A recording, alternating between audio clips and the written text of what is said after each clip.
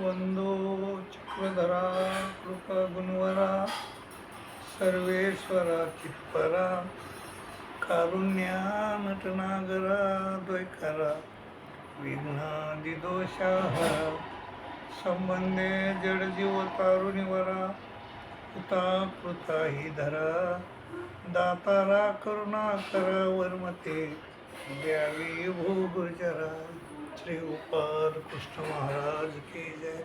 सर्वज्ञ श्री चक्रधर स्वामी की जय। बाबा परमेश्वर त्रिविधा परी अवतरते,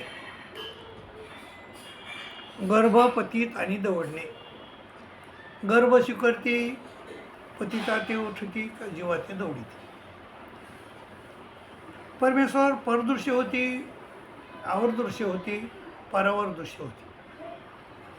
पर म्हणजे ब्रह्मविद्या, आवर म्हणजे 81,10,10 देवताच्या विद्या, त्याला आवर विद्या म्हणतात। तर पर आणि आवर दोन्ही विद्याचा स्वीकार करतात ते। मायबाबा परमेश्वर हा अवतार धारण करतो, फक्त त्याचा अवतार धारण करण्याचा उद्देश एक आहे की जीवाला उद्धार करणे, जीवाचा उद्धार करणे, जीवाला सुख देणे। ते आपल्याला ज्यावेळेस अवतार धारण करतात त्यावेळेस देखील आपल्याला ते सुखच देतात, सुख देण्याचाच त्यांचा हेतू असतो। ज्यावेळेस ते पतित उठितात त्यावेळेस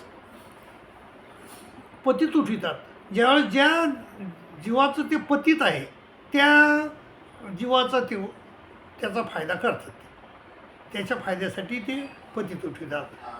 मग एखाद्याचं दवडणे करतात, तर दवडणे करणं म्हणजे मी देखील ते जीवाचा भला करण्यासाठी ते दवडणे करतात, तर तिथं सुख देतात जीवाला। आणि गर्भही स्वीकारतात, तर त्या आईवडिलाचं भलं करण्यासाठीच गर्भातून देखील अवतार धारण करतात। ते रचून अवतार धारण कधीच धारण करत नाहीत, रचून अवतार कधीही धारण करत नाहीत। कारण रचून अवतार धारण केल्यानंतर कोण्याही जीवाचं भलं करता येत नाही त्याला, त्यामुळं ते रचून अवतार धारण करत नाहीत, देवता रचून अवतार धारण करतात।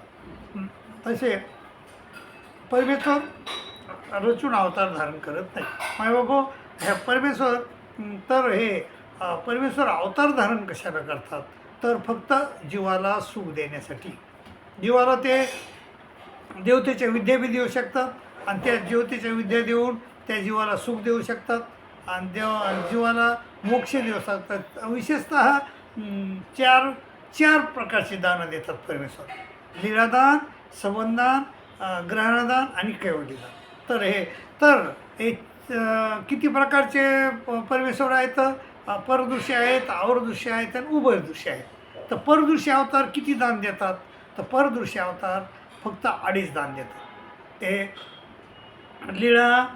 लीळादान देतात, संबंधदान देतात आणि अर्धकैवल्य देतात परदृश्य अवतार। आवरदृश्य अवतार 3 दानं देतात: लीळादान, संबंधदान आणि ग्रहणदान। कैवल्यदान त्याला देता येत नाही। आणि उभयदृश्य अवतार मात्र जीवाला 4ही दानं देतात, म्हणजे लीळादान देतात, संबंधदान देतात, ग्रहणदान देतात आणि कैवल्यदान देखील देऊ शकतात। कैवल्यदान जास्तीत जास्त जीवाला ते मिळत नाही, पण हे 3 दानं हे जीवाच्या भल्यासाठीच देतात। एखाद्या जीवाचं आयुष्य वाढवून देतात, आणि एखाद्या जीवाला संबंधन द्याला, तर संबंध दिल्यानंतर त्या जीवाचा जन्म भोगभूमीत होतो, आणि 1000 वर्ष आयुष्य, 1000 वर्ष त्याला सुख भोगायला मिळते।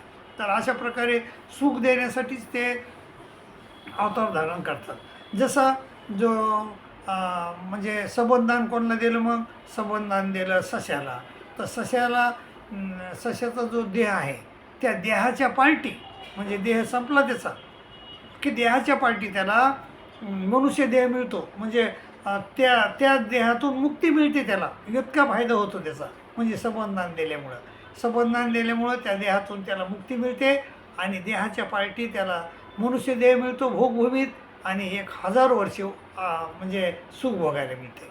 असं सुख देण्यासाठीच ते अवतार धारण करतात। आणि सबंधदान, लीळादान.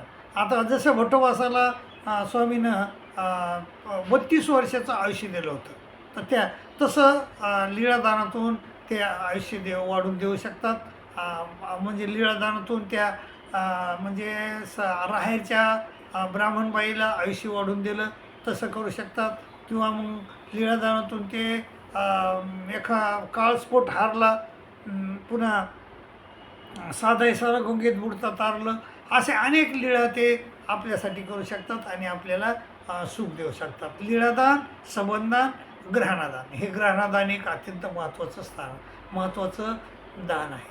तसं जर म्हणलं तर आपले जे कर्मलेप आहेत ते देवता अजिबात त्याचं कमी जास्त करू शकत नाही. तुम्हाला लक्ष्यस्थळ वाचलं तर त्यामध्ये तुम्हाला कळून जाईल की देवता ह्या आपलं कर्मलेप पुसू शकत नाहीत आणि आपल्याला लावू बी शकत नाही.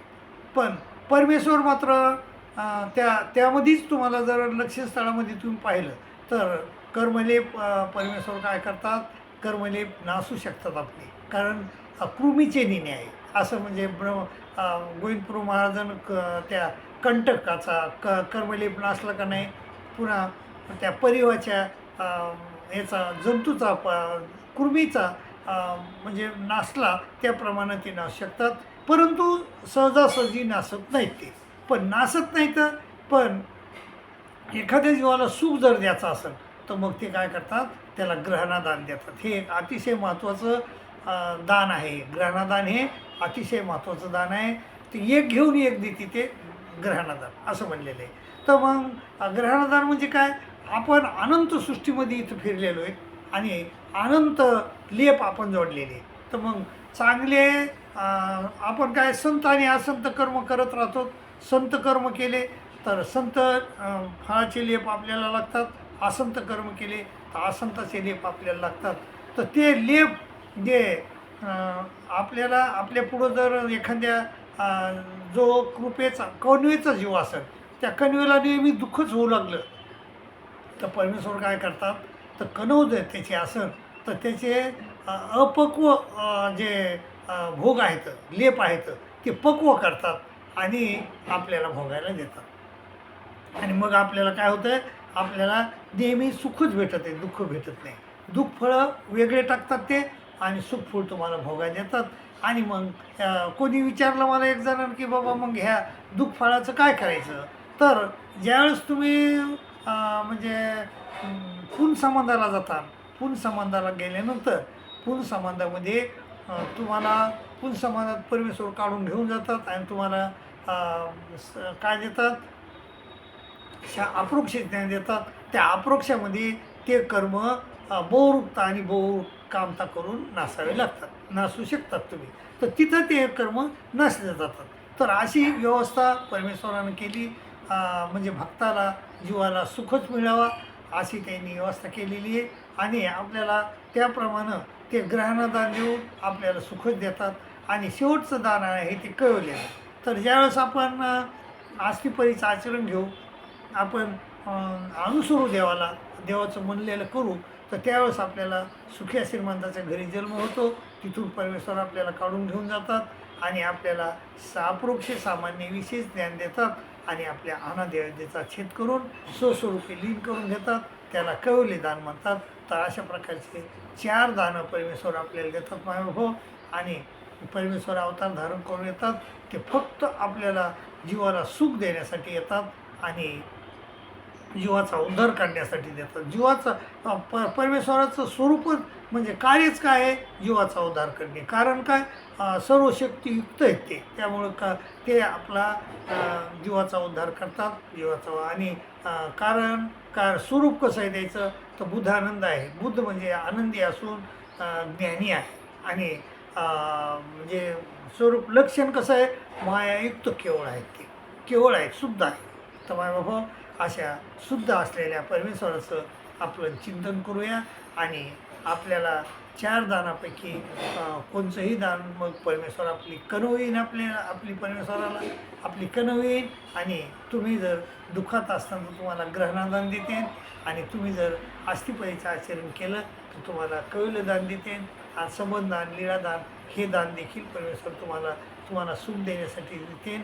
आणि नव्हे, परमेश्वर तुम्हाला सुख देण्यासाठीच इथं आलेले आहेत, पण फक्त तुम्ही सुख घेण्याचा प्रयत्न करा, अशी मी तुम्हाला नम्र विनंती करतो आणि तुमची रजा घेतो.